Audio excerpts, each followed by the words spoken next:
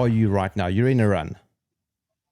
Yes, I am in Esfahan, which is the third largest city of Iran, and this is the city I was born and raised in. How is the information war currently treating you? Actually, they're giving us some break finally after I would say like 3, 4 months of very intensive information war, which living in Iran, a lot of Iranians would find it very ridiculous and something to laugh at because it was so different from the realities on the ground. But I can imagine that a lot of people in the West were believing it because they didn't have access to any other source of information. But now it's gradually a little bit becoming less intensified, I would say, because a lot of these people or some of these people who were the soldiers of this information war against Iran are now backing off because their project failed, and it looks like either their fundings were cut or they're preparing for another round sometime in the future. I did my BA in English translation, and I worked as a translator and interpreter for many years, and that's how I got to meet a lot of people coming to Iran or online from the West, and I realized how there was an intensive information war against Iran, even when the internet and like social media was not trending as much as it is now. So it became some form of it was a passion for me to talk to people. I mean, at that time it was tourists who visited my city, and I wanted to talk to them and see what were the misconceptions that they had about Iran and how did that change when they visited Iran. Then I became very interested in politics, and I did my master's in Middle Eastern Studies and my PhD in North American Studies. And I graduated about 3 years ago, and ever since I've been doing research and a little bit of teaching, and also sometimes writing. And just recently, less than a year ago, I also started a YouTube channel because the information war on Iran started to be very crazy, and I felt there are not many sources of information in English on Iran, and so I wanted to talk to people as an independent journalist and offer a different perspective on the ground. You mentioned North American studies. Now, when I chat to people in the West, they often talk about Middle Eastern studies. I've never heard of North American studies. What is that? Well, the department that I studied in at the University of Tehran, they have like this American Studies department, and there are two different branches, which is Latin American Studies and North American Studies, which basically focuses on the study of the U.S., but also Canada and yeah, basically, I mean, we consider Mexico as a part, but because the language is different, it is often associated with Latin America. So it's an interdisciplinary major that I studied, and people choose their area of focus based on their own interest. For example, my dissertation was mostly about the rhetoric of social movements in the US, and especially African American movements, and a little bit of propaganda analysis as well. Why is Iran hated by the West?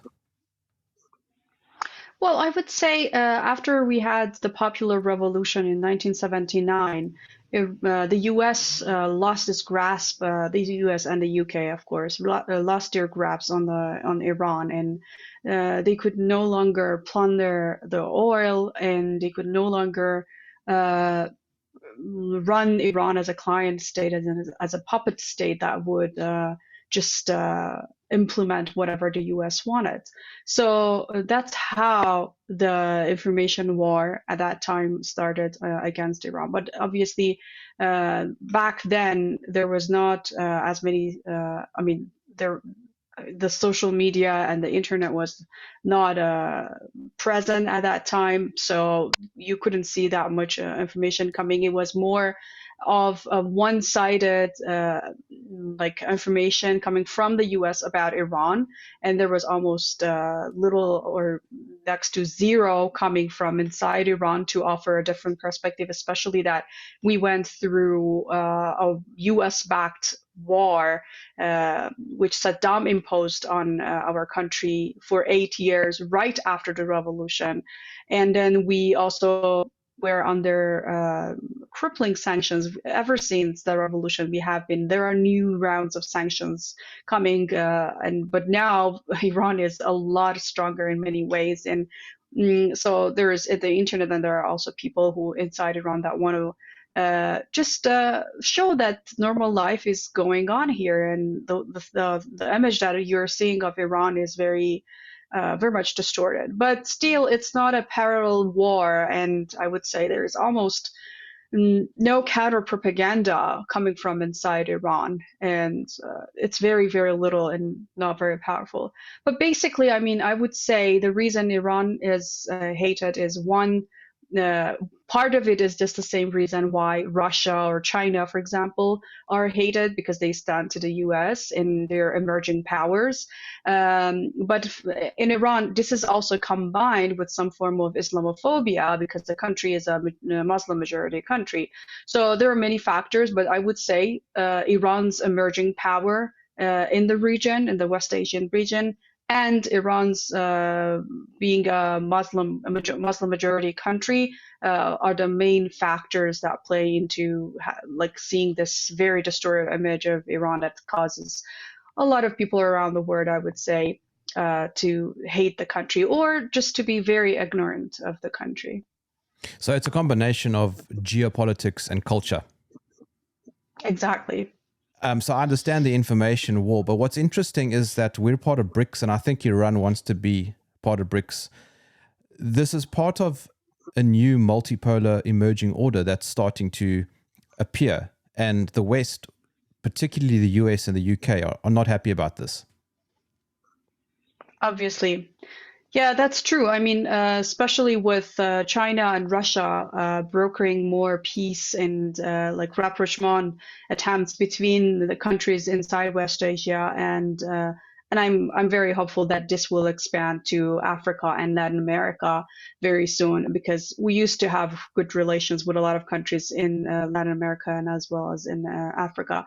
And I'm hoping that we will see. I mean, we are already seeing the decline of dollar, and we're seeing that China and Russia are playing more powerful roles in the global geopolitics. And up to now, what we're witnessing is that China and Russia have been working towards rapprochement, unlike what the US and the UK have been working, which was like sowing discord and divide and conquer. So far, the policy that we're seeing coming from China and Russia, together, of course, with Iran and some other countries in the region, looks that like we're seeing a very like powerful form of multipolar geopolitics emerging. That has the power, I would say, to stand to the U.S. policies and just push the U.S. back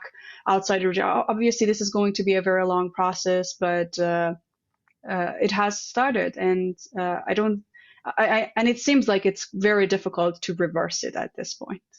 Iran is something of a powerhouse in the Middle East. What is your country's relationship with neighboring countries? Well, we have very friendly relations and ties and trades with, I would say, all of the countries, neighboring countries. Recently, there has been some beef with Azerbaijan because there is the Israeli influence in Azerbaijan, and the U.S. and Israel have been working very hard to set Azerbaijan against Armenia and against Iran.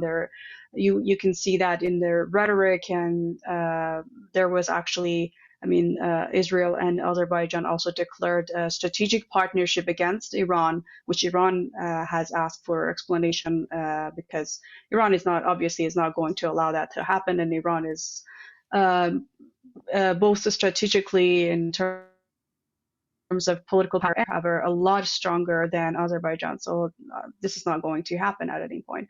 Iran is not going to allow that to happen. But apart from that, despite the differences that has been, and despite the severing of the relations at some points, with the majority of the countries in the region, we have had good relations, even though, for example, on the issue of Syria, there were differences and difference of opinions with, with countries like Emirates, with Qatar, with Turkey, and with Saudi Arabia. And we didn't have relations with these countries for 7 to 11 years. But Iran continued to support resistant forces inside West Asian region and to support Palestine, even though all these forces and groups did not totally agree on the issue of Syria. But it looks like we're going back to the friendly relations that we used to have before the crisis in Syria and the occupation in Syria started. So I'm hoping that this will be a growing trend, and we will see, especially like with Saudi Arabia and Emirates, we will see more like regional alliance, and we will see. I would remain skeptical until I see like tangible results of it, but I hope we will see that Saudi Arabia begins to realize how it's just detrimental to their own image in the region and their own political power to just basically blindly obey U.S. policies. It's against the interest of their own people and the interest of the people and the nations of the region.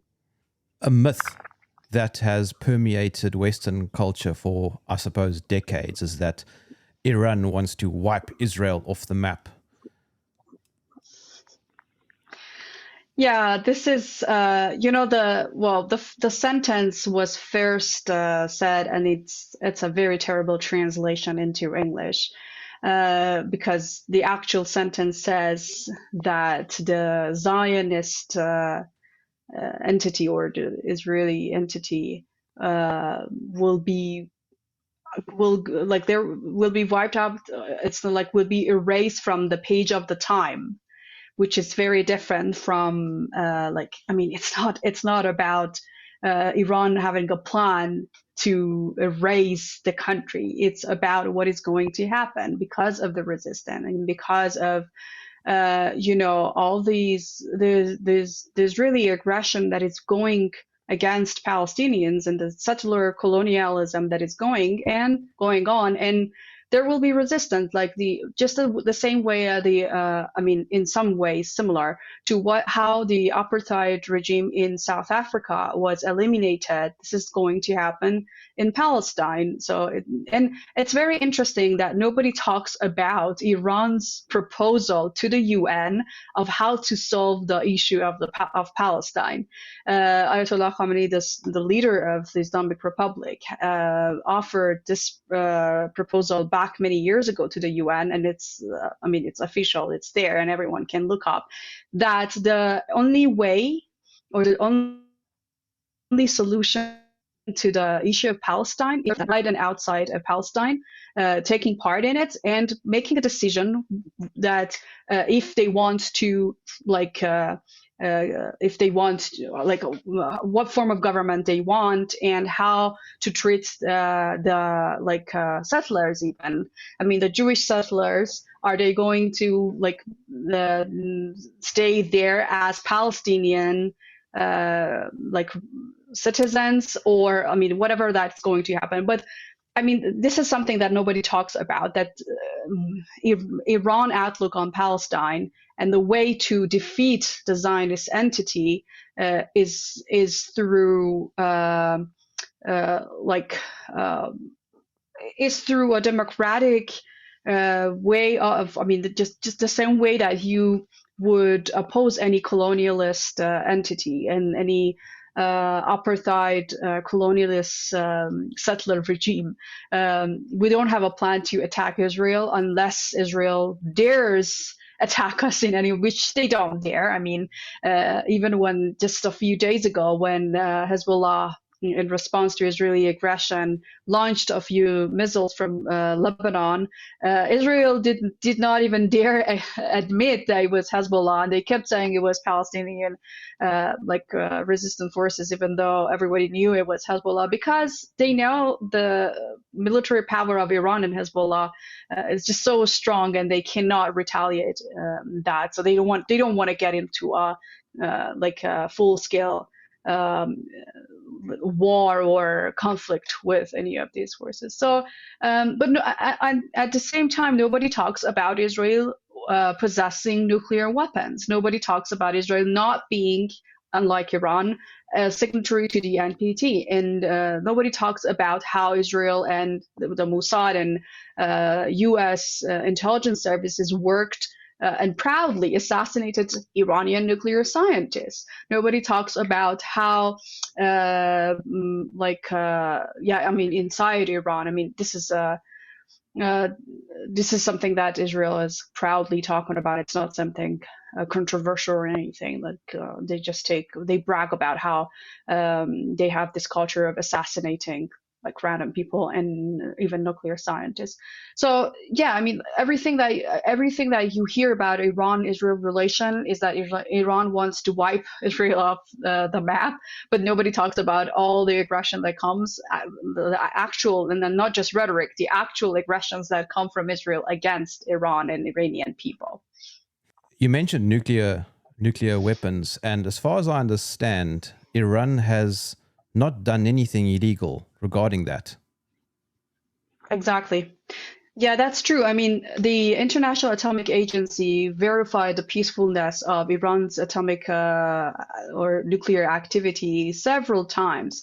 And it's still, because Iran wanted to prove that the program is absolutely peaceful, they started negotiating with the U.S. and the P5+1 countries to, come in, and then we had the nuclear deal or the JCPOA, which, according to what Obama confessed and said, was imposed the most rigorous inspection regime on any country's nuclear activity, and Iran accepted that. And there was actually a lot of criticism inside Iran against the JCPOA, because it was while we were negotiating the JCPOA that our nuclear scientists' information were leaked to Israeli agencies, and Israel employed MEK terrorists inside Iran to assassinate our nuclear scientists.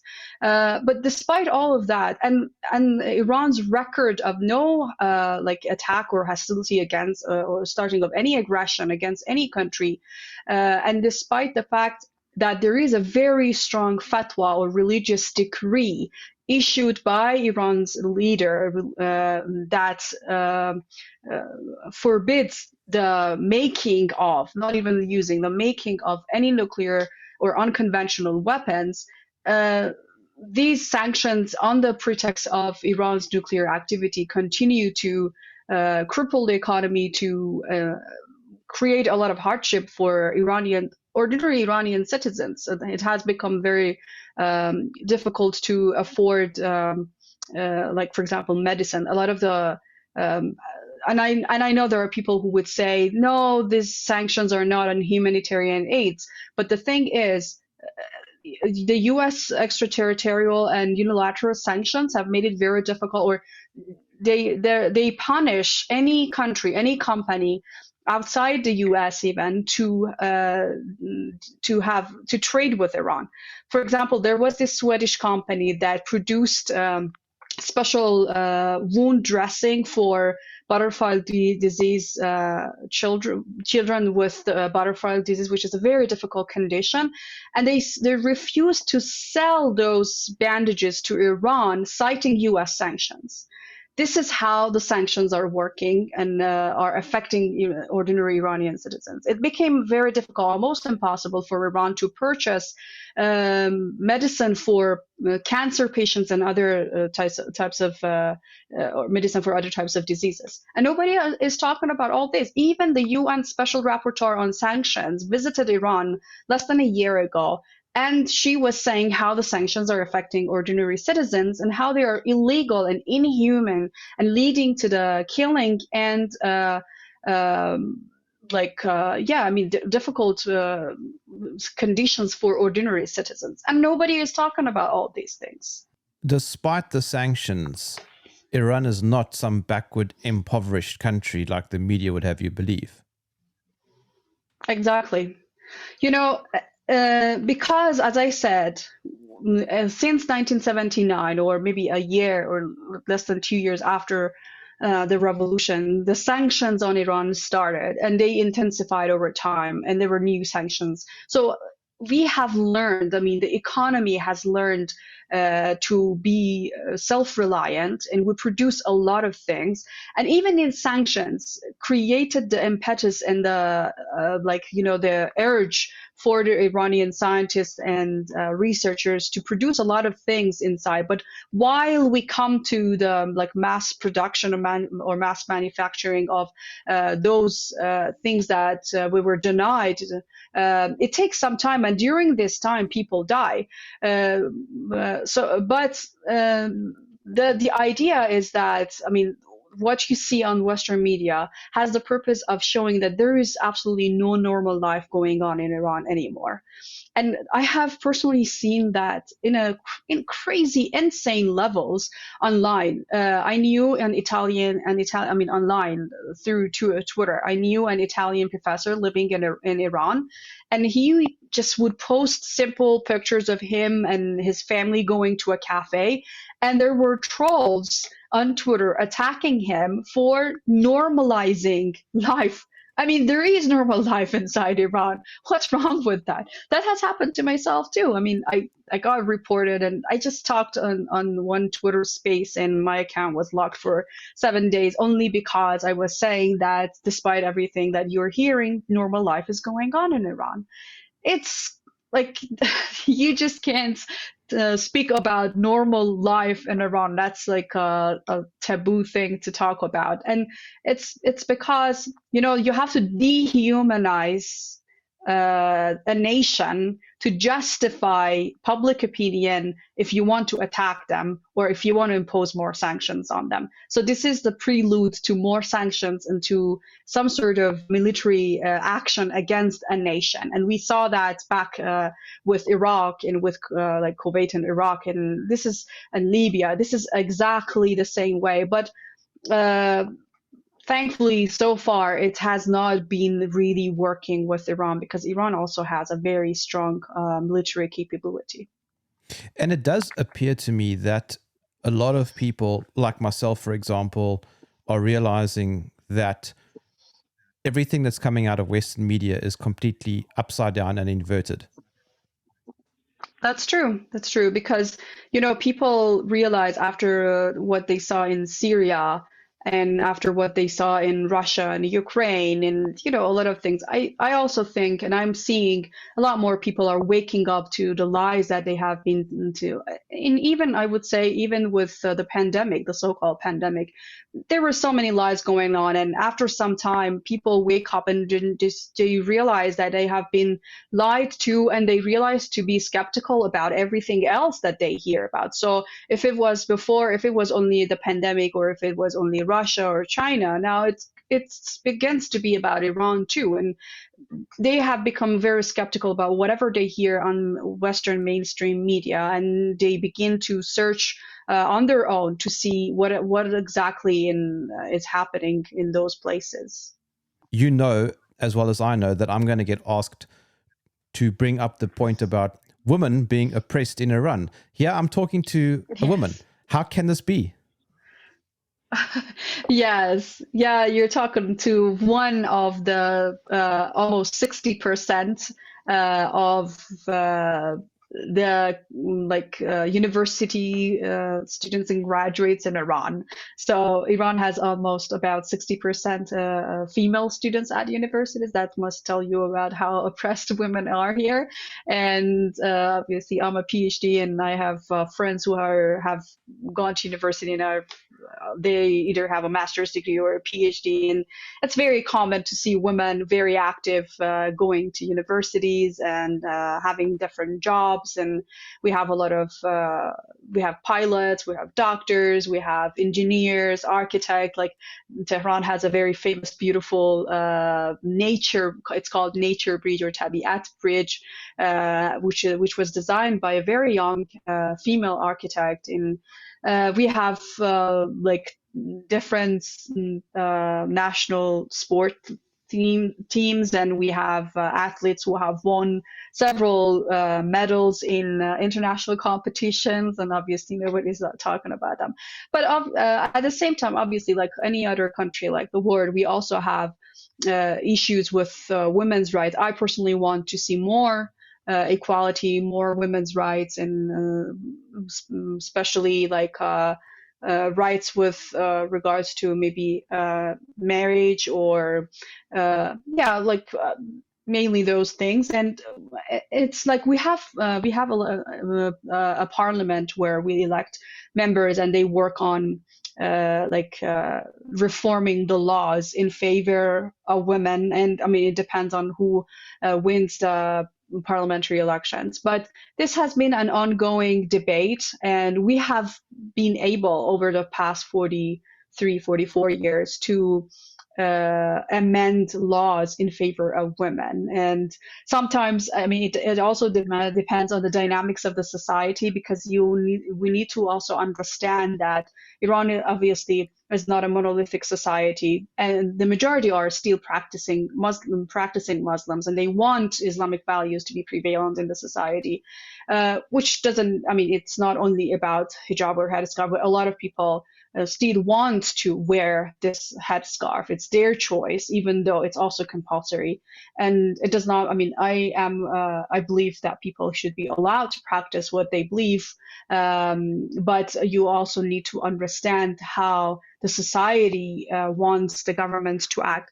I would give you an example. After we had these protests back from September to almost January, and there were a lot of people coming on the streets, and it started with women issues, but very soon it turned into regime change and calling for the government to be toppled and everything. And I should tell you, like, for example, in my city where I come from, and it's a relatively, or to a great extent, a conservative city, the protests were very small and insignificant. Normal life was never interrupted, and nothing was closed. You would see restaurants and cafes working, and like next to them there were a group of protesters and protesting against the mandatory hijab, or of course that slogans that started to be about regime change.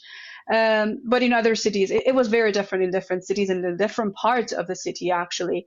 But after this happened, the conservative part of the society felt that there was a threat against their values. And they were also protesting, coming out on the streets and asking for more restrictive hijab laws, because they wanted, you know, we have to also understand that back in the Pahlavi era, hijab was banned. The first Pahlavi tried to ban hijab, and people would be stripped of their hijab when they came on the street. And there were actually many Iranians who had to emigrate to Arab countries because they wanted to practice their hijab. So this is in the collective memory of Iranians, and they feel this as an attack, as an imperialist plot, and as an attack on their values.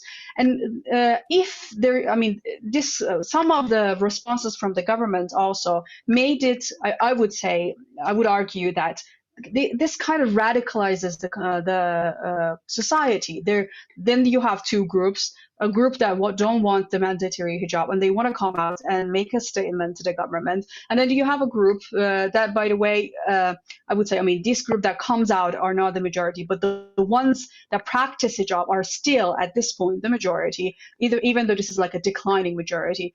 So they want to be to feel like they are protecting their values. They want to show, especially to foreign forces that intervened in these protests, that no, we're not backing off on our values, and we're going to protect our values. So I think it's very important to take into account all those nuances. It's not a black and white situation. It's a mixture and a combination of a lot of factors. as I get older, perhaps I appreciate traditional values more and more. And particularly when I see how the West is decaying in every sense. And I guess, unlike America, Iranians know what a woman is. Exactly. Yeah, we still don't, to this point, we don't have an issue identifying what a woman is. And I'm very grateful. And I mean, the society is very grateful for that.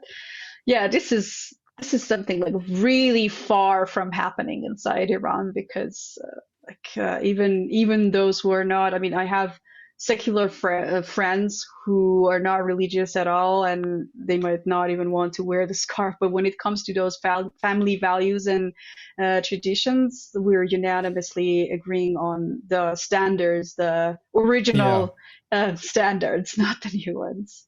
And the thing is, I think it's still there is a majority, even in the West, who wants to protect their families, those family values and standard values, but the media does not allow that to happen. I mean, they're scaring everyone not to talk about it. Like you would be immediately labeled as whatever they call, and it becomes very difficult to speak up and to say to just reject those uh, deviations from family values. And yeah, I think this is like universal, and some, yeah, societies practice it in slightly differently, but those values are universal, and it has always been human I mean the values of any society all throughout life. I mean, even, and this is, by the way, I think this is kind of a bilateral misconception, because like if, for example, for as someone who has lived all my life here, if I look at Western media, I would think that the majority in the West are going that way, and they just don't want, like they all have problems defining a woman, but the reality is not that. I mean, I have friends from the West, and I talk. I mean, everyone is complaining, but there are not many people who have the courage to speak out and not care about being politically correct or not, or but it's also, I mean, that's why I think like real connection between humans and societies is very important. Like, just do not get your image from any of mainstream media, whether it is about Iran or the West, and just talk to people who live there and follow them and see what they actually believe in, and you will see that there is a lot that we share, and we have a lot in common as human beings. We have a lot in common. I like to explore different cultures, but I personally think I would feel a lot safer to raise my kids here, uh, because like everyone agrees on family values. It's not an issue. It Mm. doesn't matter politically where you come from, if whether you are pro the government or against the government. It's still something that everyone agrees on family values and how to define a woman. I would say we still not are, we're not there, and I hope we will never be there. You know, the thing is, I think we have to realize that when a society maintains family values, crime rates and rape rates and murder rates decline too. I mean, it's I mean, definitely there needs to be laws that protect women, that protect families, but it's also the culture that protects family units and the society and women. For example, in Iran, this is something that I mean, when I was traveling outside Iran, that's when I started to realize how important this was, because I had taken it for granted. Even now, if I walk down the street at midnight, I never feel unsafe. It's absolutely safe for me. I mean, there might be some parts of the like the city that I would feel like I want to go out with someone, even like another woman, not just because I wanted to be like more safe. But I mean, this is like something very normal. Even when I lived in Tehran on my own, I would like travel inside the city and just hang out with my friends until, I don't know, like midnight, and there was no problem. And I always thought that this is normal, but then I realized, no, that's not. I mean, that's something that is not happening in even a lot of European countries. Like, you can't go out when it's and feel absolutely safe when it's dark. So this is also another thing, and I think it's because of those family values, and because there are still like people live in families, and they're very protective of family values, and which includes women's rights too. Tell me a little bit about Sharia and the dynamics around that, because as you know, it's always in the media.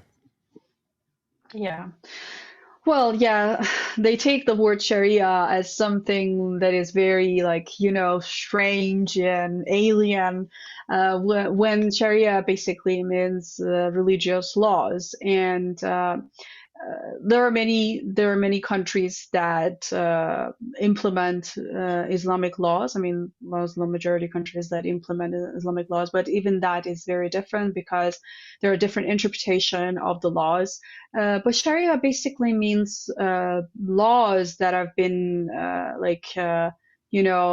inferred from religious text or from the Quran, and that also includes like laws regarding women's issues. For example, like how a man is responsible to provide for the family, how a man is responsible to protect the family, or how a woman we there's like this is an Islamic law that a woman's money is her money and her husband's money is the family's money. So like nobody this is something that people don't realize about it. Like it's a woman in Iran has the right to spend her money in whatever way she wants, and the husband has no say on it. I mean, inside family, when you have friendly relationships, this is a discussion. But I mean, based on the law protects that and protects women. It also includes laws about banning usury and the bank system, like how the bank system has to work. It includes a lot of things. It's just and the interesting point also is the dynamism within Sharia law. Like I told you, we have the Islamic Consultative Parliament, or just simply we call it Majlis or Parliament, which is one of the bodies that decides on the laws. And we have been reforming the law. Like yeah, you can. It's not like the Sharia law is something that is there and cannot be changed. It can be changed based on the requirements of the time, based on the requirements of the society. For example, I can give you one example. Like, Islam allows men, which is like this is something also controversial. Islam allows men to have 4 wives. This is not common in Iran, and the law says that a man can have more than one wife only if the first wife allows that. So, like, if you want to register that, you have to have the permission from the first wife. So this is also Sharia law, but it was an interpretation because you have to see how it is better for the society, and based on that, the laws are drawn, and that's why there can be changes within the laws, and they can change over time. What is your view on that? This is totally unacceptable in my society. Even though we're practicing Muslims, I mean, I think if you hear that a man has a second wife, nobody wants to have relations with that family anymore. It's very unacceptable. Yes. In Iran, it's on very. I mean, there are some cities where it is like kind of more acceptable, but in the majority of the cities, it's totally unacceptable. In my relatives and families and extended families, I have never seen or heard of anyone. I mean, I don't personally know anyone with who has had more than one wife. And it's very interesting how the scholars argue is that I think, yeah, what the scholars argue is that anything that may harm your family is illegal, is haram, like religiously forbidden, and that includes having a second wife. So yes, the Islam might say that it is allowed, but if you think this is harming your family, like the strength of your family, and it is hurting your wife, you're not allowed to do that.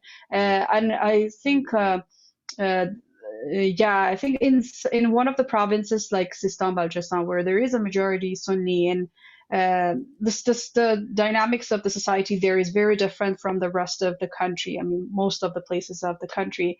The women were, I mean, the leader was visiting this city, this in the southeast of Iran, and women were complaining to the leader that their husbands take more than one wife. And he was advising them that you should not do this. This is haram because you're hurting your wife. And again, this is something nobody talks about. So yeah, I mean, Sharia takes the requirements and the culture of the society into account too. So, two very controversial ones that I mean, this is another fatwa that nobody talks about, and it's I think it's very interesting is that Imam Khomeini, the founder of the Islamic Revolution and the Islamic Republic, issued a fatwa that allowed gender reassignment surgeries because doctors went up to him and explained how there are people who have this is like a biological condition. It's not just a feeling that I want to identify as whatever. And they explained to him, and he said that, okay, that makes sense. So he issued a fatwa that allowed gender reassignment surgeries. And this is happening inside Iran, and it's considered absolutely legal. And even the government subsidizes, like if people have financial problems, they can get help from the government to do that.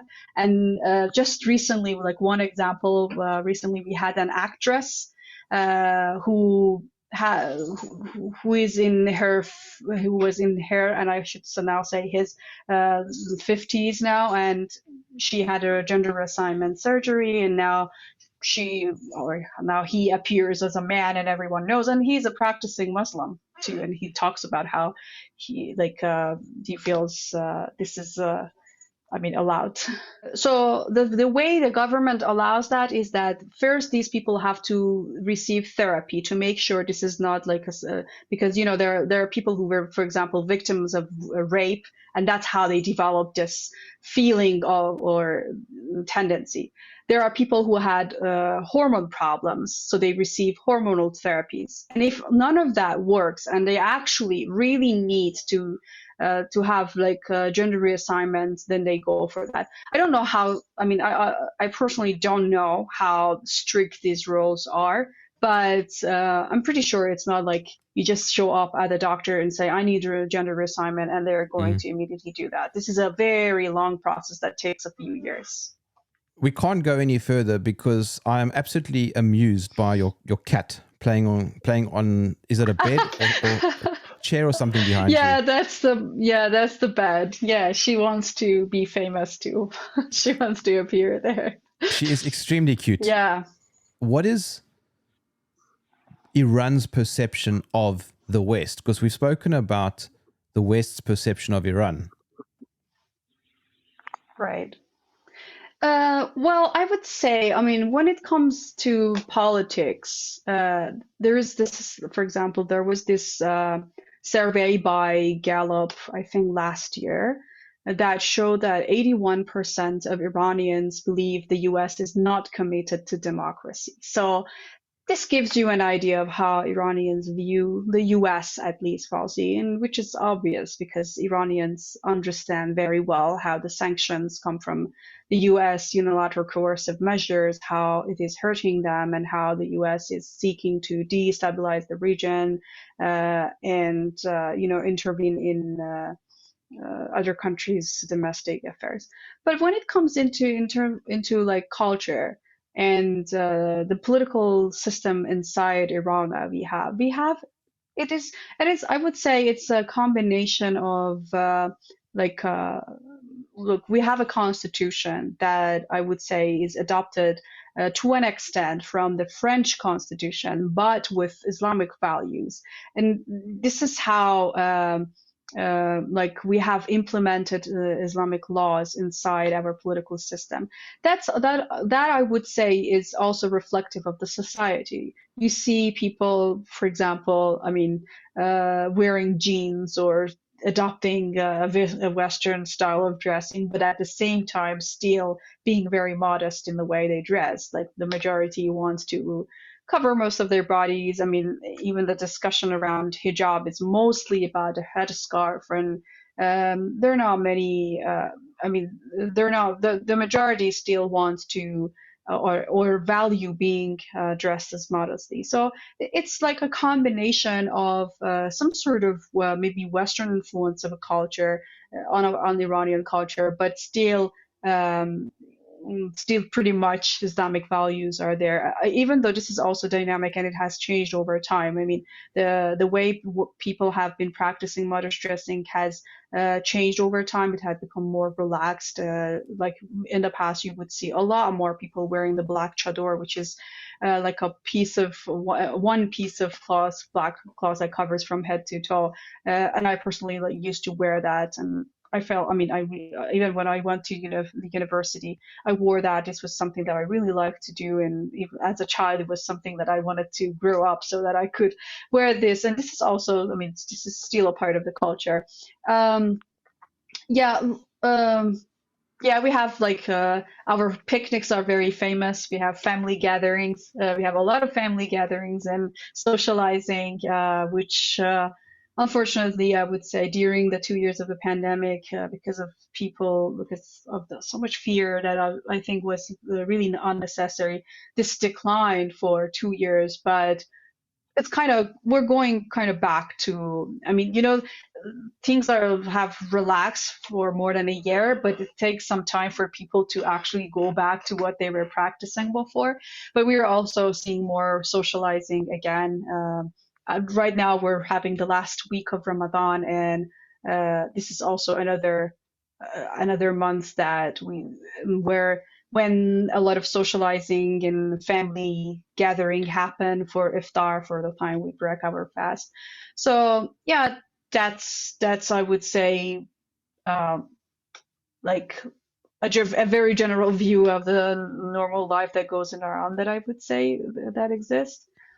Earlier, I brought up one or two myths that you busted, and I suppose the penultimate myth is that Iran is this hotbed of terrorists and terrorist activity and terrorism. Yes. I don't really, this is something that I always say. Like, the US wants Iran to prove that it does not have nuclear weapons, right? They want us to prove a negative.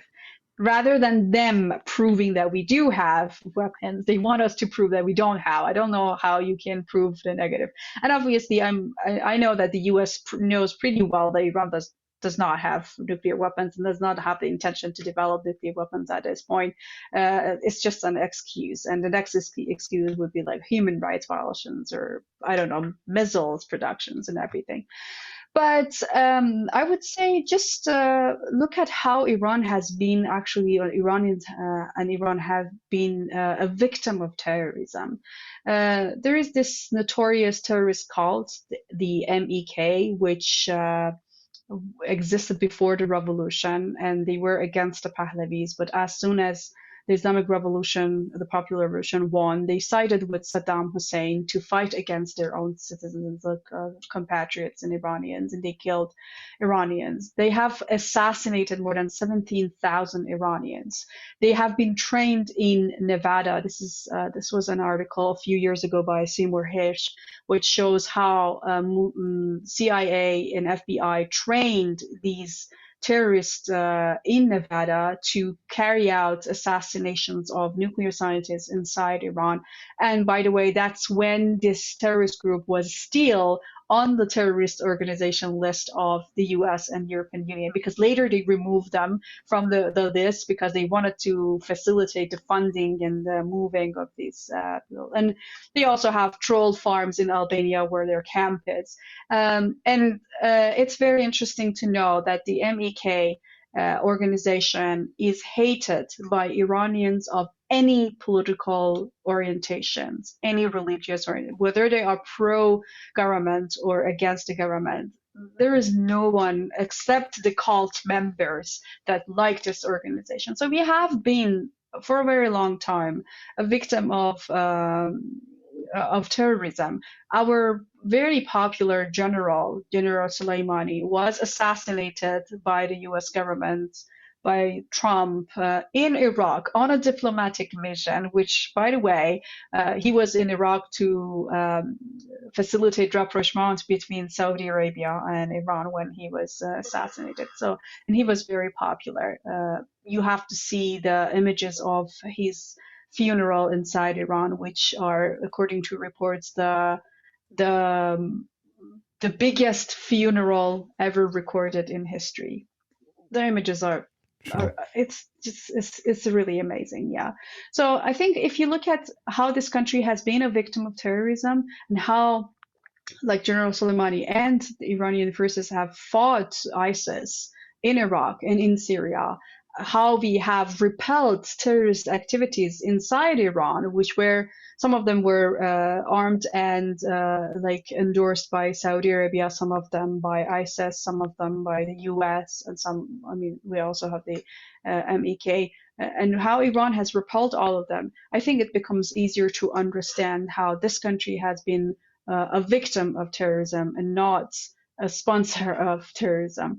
This is like an interesting, I would say, observation that just 2 days ago on Friday, I attended the Quds Day rally in Isfahan, and then I posted some pictures of the rally on my Instagram. One picture was a picture of a young boy sitting on the grass in front of a historical place with an Iranian flag on his shoulder.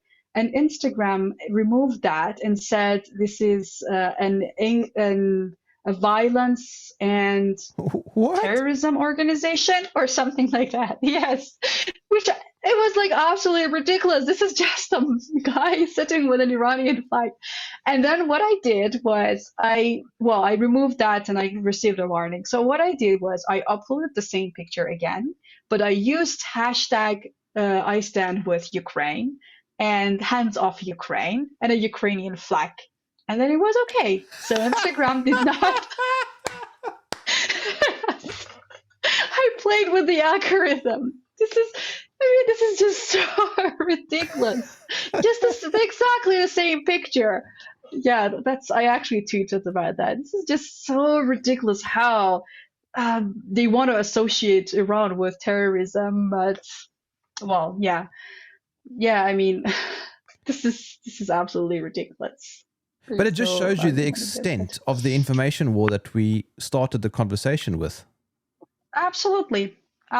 Like, you cannot post any picture of General Soleimani online, or your account will be deleted, or you will receive a warning because he's a terrorist. But you can obviously post a lot of pictures of the what was this battalion called in Ukraine with Nazi ideology? Azov Battalion, and it's absolutely okay, and it's supporting Ukraine and the Ukrainians, and it's not terrorism. Okay. Yeah. This is why we need people like you. Thank you. I hope I can. I mean, this is a very massive manipulation campaign and information war, but I really wish there will be more conversation like this, so we will learn about how actual life is in other places in the world.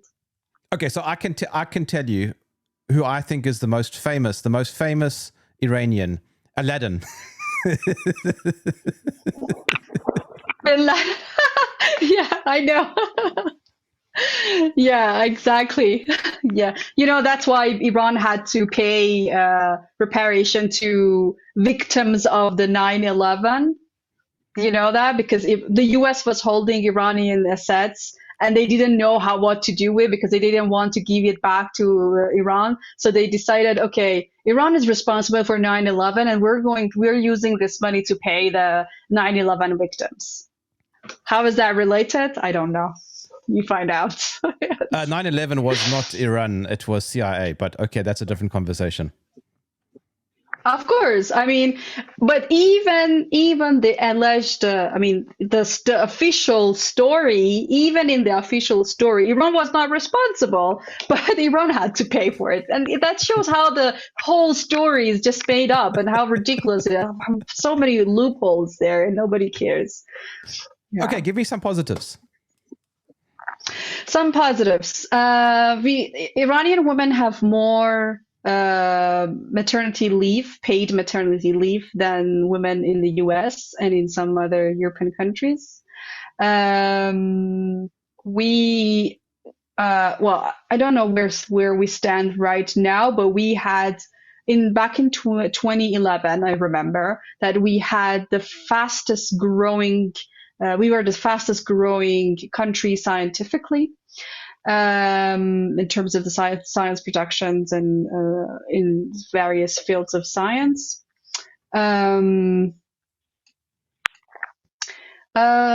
in terms of I mean, yeah, I think people can just look up also different places to visit in Iran. And by the way, it's very easy for the majority of kind of like nationalities. A lot of people can just get a visa on arrival, or it's pretty easy to get a visa to visit Iran. And there are so many places to visit. We have a lot of like historical places, natural places, and tourist attractions that are really worth visiting. There is this French writer, Andre Moreau, who said that who can claim he has seen the most beautiful city of the world without having visited Esfahan, where I come from. So I wanted to brag about my hometown too. Yeah, so what else? Well, yeah, you have to. Mm-hmm. Because I'm part of BRICS, it would be fairly easy for me to visit. But is it easy for an American to visit? No, unfortunately, no. Yeah. Yeah. I mean, you know that there is like almost a majority of Americans who don't even have a passport because they don't want to go outside the country. But for the other half that has passports probably wants to go to, I don't know, Canada or maybe New Zealand or maybe Paris. But the ones that do want to visit Iran, I really wish there will be more. It will become easier for them to visit. I mean, it's possible. I have had American friends who have visited, but it's relatively more difficult than other nationalities. But it's still possible. Yeah, and they can try. So I mean, as an Iranian, I have been rejected visas so many times, and it's so difficult to just travel around the world that I don't think there is. I mean, Americans are not like 25% there either. So yeah, but I believe that Iran has to make it easier for Americans to travel to Iran because that helps with removing a lot of misconceptions, I would say. Even though I have seen Americans coming to Iran with their own agendas and not wanting to. I mean, you know, with this cultural superior outlook, like not believing that Iranian women should be able to practice what they want, but thinking that they have to be like the Westerns, to act like Westerners so that we could call them free. But still, I really like to see more people. Actually, like I think during the protest, there was an NPR, American NPR reporter who was inside Iran and she was reporting, but obviously she just wanted to focus on the negative sides of the story. But still. Which US president has been the friendliest towards Iran? None. This is like, I don't think there is. I mean, it's very difficult to say because the rhetoric is different. The way they are aggressive is kind of different, but they're all equally aggressive. And I mean, So, Trump yeah, even, and Trump himself still canceled some agreement, I think. Yeah, he withdrew from the JCPOA or the nuclear deal, but he was the president. I don't think it was Trump's decision alone. I mean, the U.S. system, but he was the president when the U.S. assassinated General Soleimani, and that's why Iranians particularly hate Trump because I know for those outside Iran, it's very difficult to understand how popular General Soleimani was. But inside Iran, again, it didn't matter what political orientation or religious orientation you had. Like everyone, the vast majority loved him. You're standing on the battleground of the information war and you're looking out at the horizon. What is it that you see?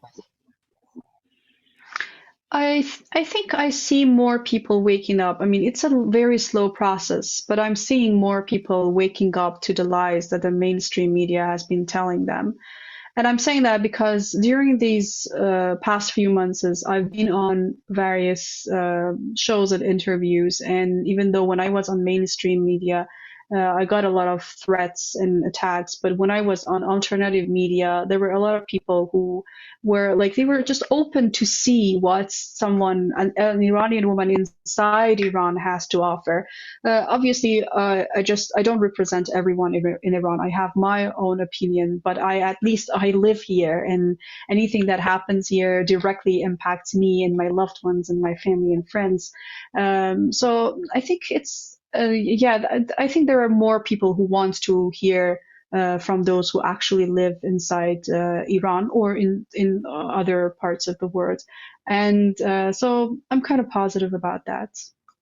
How can I follow you?